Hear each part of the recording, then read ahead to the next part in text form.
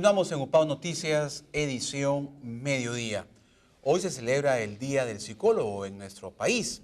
Un cariñoso saludo fraterno a los profesionales de la psicología, hombres y mujeres que aportan diariamente al desarrollo, a la salud, al bienestar del ser humano. Precisamente vamos a conversar el día de hoy con el director de la Escuela de Psicología de la Universidad Privada Antonio Dorrego, el doctor Edmundo Arevalo Luna, para refrescar conocimientos, actualizar algunas posiciones respecto a la labor importante que cumplen los psicólogos dentro de la sociedad. Hoy se hace necesaria e indispensable la presencia de un profesional psicólogo en las organizaciones, ya sea públicas o privadas. Sobre esto y más de esta ciencia vamos a conversar, como acabo de decir, con el doctor Edmundo Arevalo. Doctor, bienvenido a UPAO Noticias, buenas tardes. Muy buenas tardes. Primero que nada agradezco la invitación y también quiero aprovechar tu espacio para enviar un fuerte abrazo de mucha esperanza, de mucha felicidad a todos mis colegas psicólogos que estamos dedicados y abocados a cumplir esta labor tan importante y tan digna, tan necesaria en este escenario actual en que vivimos. Entonces agradezco nuevamente tu invitación. Doctor, muy bien. Como usted decía, hay un escenario muy convulsionado en la sociedad actualmente. Hay crisis de valores, hay crisis de creencias, hay situaciones que cada vez al ser humano pues lo ubica en una situación bastante problemática, social, emocionalmente. ¿Por qué hemos llegado a esos niveles de vivir en una sociedad tan convulsionada, tan agresiva, tan violenta, doctor Edmundo? ¿Cómo explicar ese fenómeno desde la psicología? En realidad es un tema que implicaría necesariamente recurrir a otras ciencias, ¿no? Hace un momento hablaba de la psicología como ciencia, pero también hay que entender este fenómeno de convulsión que vivimos en una época tan compleja, yo no digo difícil, compleja, ¿no? Porque para entender la naturaleza humana tendríamos que abordarlo de una manera multidisciplinaria. Pero quiero abocarme al plano psicológico. Mire usted, Beto, paradójicamente, el mismo ser humano se encarga de estropearse la vida. Quiero comenzar por ahí, A ver, qué interesante digamos, esa premisa. apelando a Nathaniel Cantor, que a mí me encanta mucho cuando dice: las personas no nos valoramos, no nos queremos, porque mayormente dejamos resbalar, como cuando la lluvia cae bajo el mármol, se resbalan los momentos de dicha, los momentos de felicidad que todos en algún momento tenemos. Pero justamente las personas hacemos lo contrario, todo lo contrario. ¿Por qué? Porque vivimos, nos complicamos la vida. Por eso te decía, paradójicamente, hasta yo diría, lastimarse, hacerse daño, vivir rumiando sus fracasos, yo diría que es una habilidad que lamentablemente se aprende. Al niño, desde pequeño, por ejemplo, no le enseñamos a confiar primero en sí mismo. Pero para enseñar a confiar a un niño en sí mismo, primero tendríamos que ir un poco más atrás, de la madre que está esperando a un niño. Entonces quisiera un poco retrotraer la idea. Claro. Pensemos primero en la aparición, la gestación de un niño. Si la madre y el padre no lo han planificado, no están seguros de su paternidad, ¿te imaginas cómo vive esa madre? Pongámonos en el caso, una madre soltera, una madre violada, una madre que por razones diversas está cargando a un bebé. Emocionalmente vive en un estado de total incertidumbre, de total desconfianza. Entonces, ese niño que está 9 meses en el vientre materno, cuando está por nacer, ¿a qué ambiente llega? Llega a un ambiente posiblemente que ya está cargado de desconfianza, que está cargado de violencia o de situaciones muy lamentables que no todos los niños deberían de tener, que ningún niño debería tener. Debe nacer un niño porque es recibido, es esperado con amor y con cariño, ¿correcto? Entonces, si un niño crece bajo ese clima, bajo ese contexto, su desarrollo va siempre a estar orientado a que tiene que estar desconfiando de todos, porque no nos olvidemos que el primer estado emocional del niño Es la confianza a partir de saber que hay un cuidador o una cuidadora que le va a cubrir sus necesidades. Cuando el niño llora, por ejemplo, Claro, ahí la está madre papá lo o está la carga. mamá, Entonces, efectivamente. eso es Siente el ahí un primer refugio. indicio de la generación de confianza. Muy bien. Entonces, si ese niño aprende, vive en un ambiente de confianza, es posible que cuando entre a un escenario mayor como el colegio o como la universidad, aprenderá a confiar. Pero ahí viene el punto. Pensemos de que el niño nació en un ambiente, en un clima de confianza. Pero ¿qué hay de la sociedad? Claro, Por ¿no? eso diría, nosotros vivimos en una sociedad Donde hay un donde clima raya conflictivo. la paranoia, donde estamos, somos suspicaces, donde hay corrupción, donde hay violencia, y nunca vamos a estar confiando en las personas, no confiamos en las autoridades. Entonces rayamos, vivimos campeones en la paranoia, en la desconfianza. Y por ahí comienza el tema que tú me preguntaste. Entonces, si esto es así, si es la percepción que tiene el ciudadano común y corriente de que nada es bueno, entonces estamos generando espacios de desconfianza y vivimos en un espacio de desconfianza. Claro. Más que en un clima de violencia, yo digo, vivimos en un espacio de desconfianza. Una crisis de credibilidad. De incredibilidad. No hay. Credibilidad. Donde prácticamente la alerta roja, la suspicacia, la corrupción, es lo que está rayando en estos tiempos. Doctor. Entonces, este fenómeno tiene que cambiarse, pero se tiene que cambiar a partir de generar espacios de confianza teniendo a la familia como matriz de esa generación de confianza. Luego las instituciones para que la sociedad pueda ir cambiando.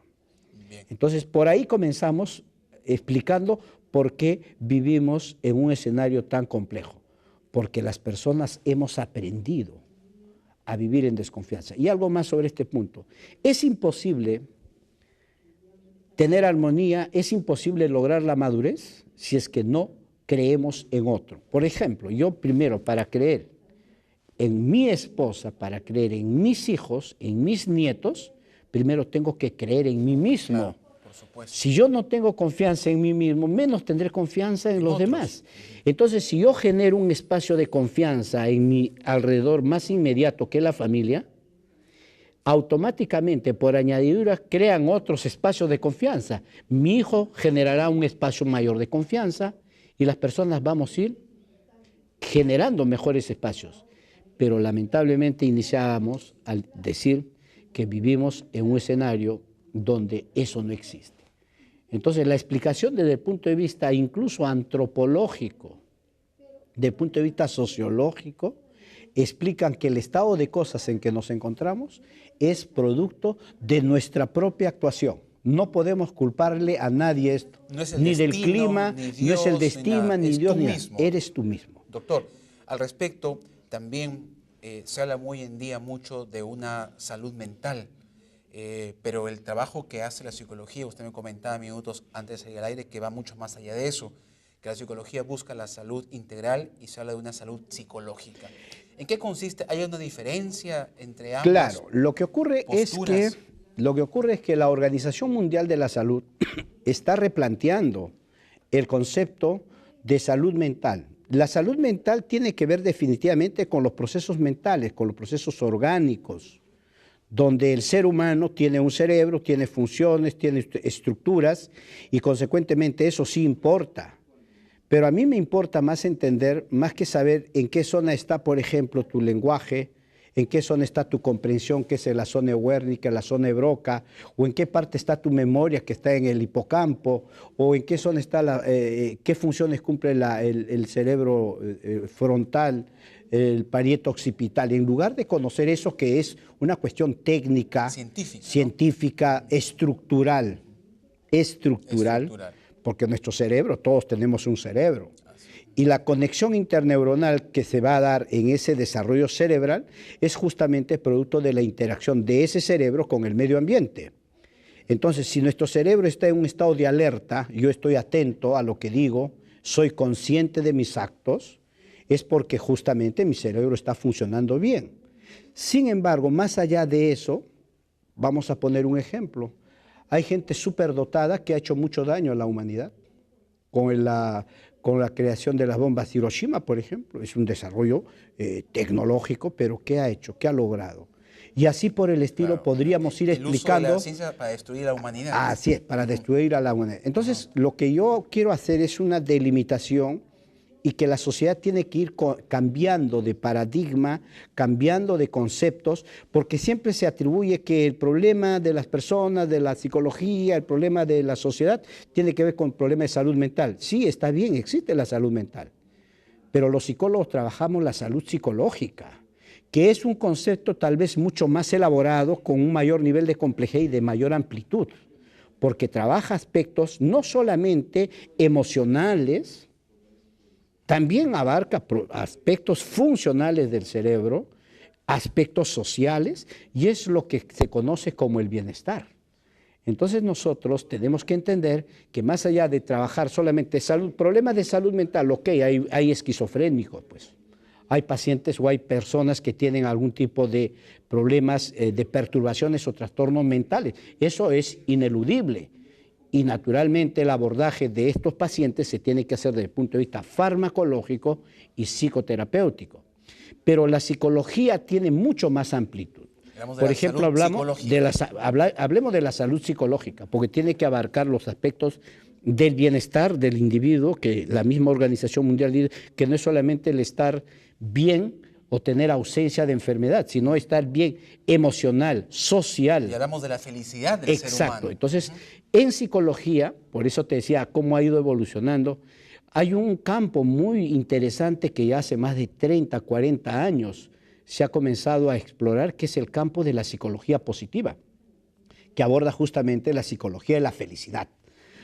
Y no solamente es la felicidad por felicidad, porque la felicidad finalmente es un concepto efímero, que en estos momentos podemos ser felices con esta entrevista, pero salgo de aquí y sería terriblemente desgraciado al enterarme de alguna situación. Claro. Entonces, la psicología positiva no solamente trabaja ese concepto de la felicidad y el bienestar, sino también lo que busca es entender que todo ser humano tiene muchas potencialidades, tiene muchas capacidades que necesita desarrollarlas.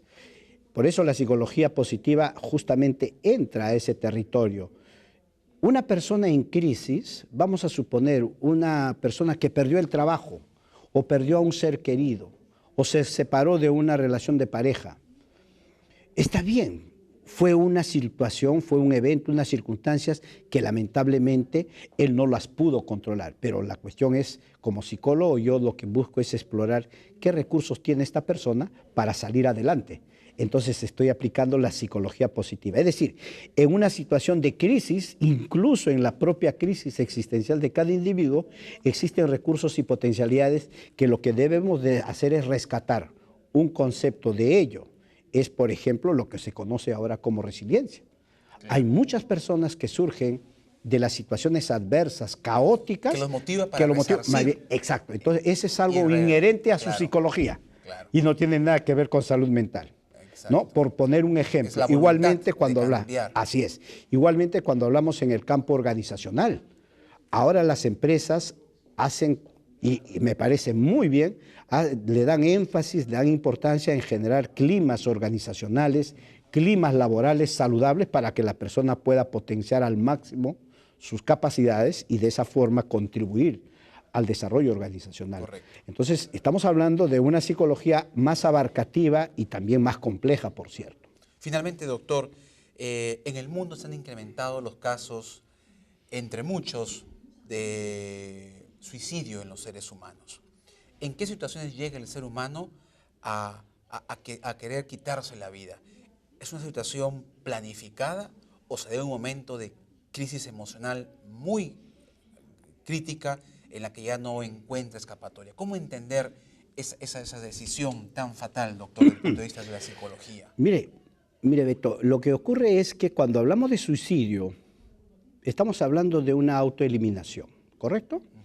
Y que según las teorías, porque de hecho para estudiar un fenómeno como tal, no es de ahora, es de hace muchos años. De muchos años han habido suicidios. Lo que pasa es que ahora se está presentando con mayor énfasis porque definitivamente los protagonistas son personas importantes. Entonces yo no voy a entrar a ese detalle de hablar de personas, pero sí te puedo hablar de suicidio en general. Exacto, doctor. De hecho que el Desde suicidio el punto de vista de la psicología. Tiene etapas el suicidio.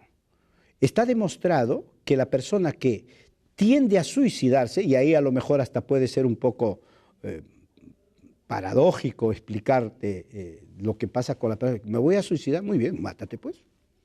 No se mata, porque hay personas que manejan y manipulan muy bien esa situación, pero hay que tener cuidado, porque el suicidio tiene etapas. La primera etapa es la ideación suicida. En algún momento yo entro en una crisis y digo, wow, no encuentro salida, no encuentro solución. El suicidio se da cuando hay una desconexión con la realidad. Llega a un punto total donde ya se rompe el concepto de la realidad y simplemente la persona actúa hacia la autoeliminación. Pero para que llegue a ese estado, no se da de la noche a la mañana, no se da en un momento, de un momento a otro. Siempre existe la ideación, la planificación y el suicidio. Esa es la etapa del suicidio.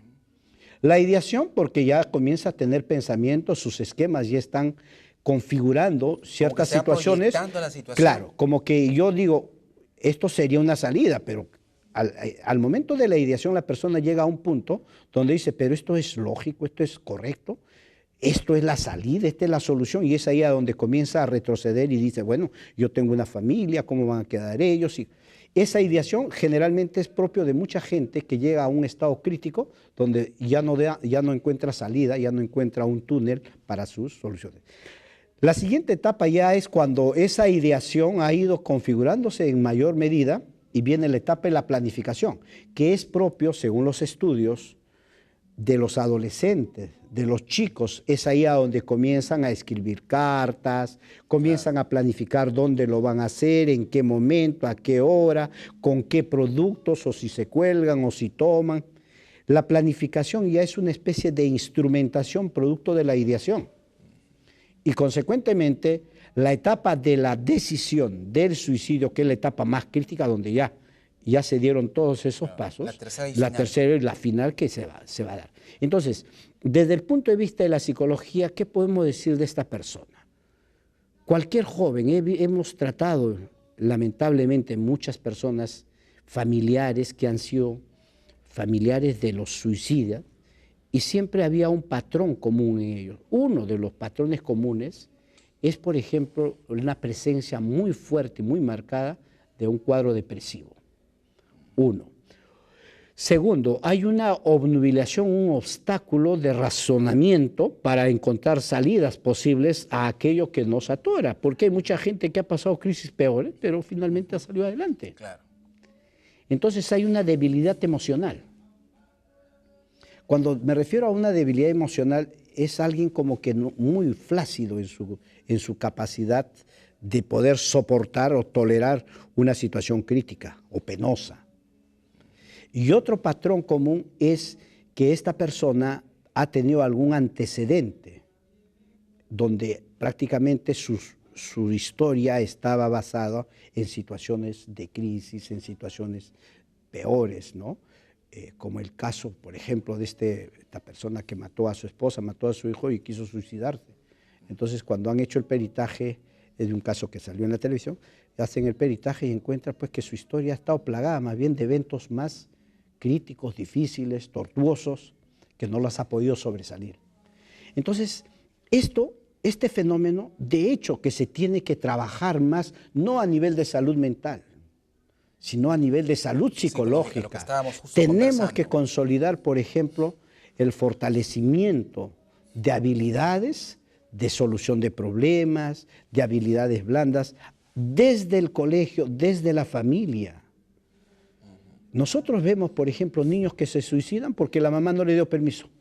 Claro. Entonces, ahí es un fenómeno, o la dejó la enamorada. Muy bien, ¿no? doctor. Suicidarse por amor, por ejemplo, como algunas veces hay muchos poemas y muchas novelas artísticas salen de eso, que en realidad llama la atención.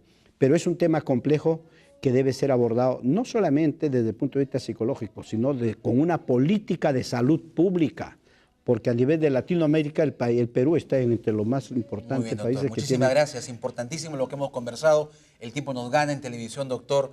Hay mucho por seguir aprendiendo con usted. Agradecemos esto y nuevamente éxitos y feliz día a todos los psicólogos del país. Gracias, muy amable, gracias Beto. Pausa y regresamos en UPAO Noticias, edición Mediodía.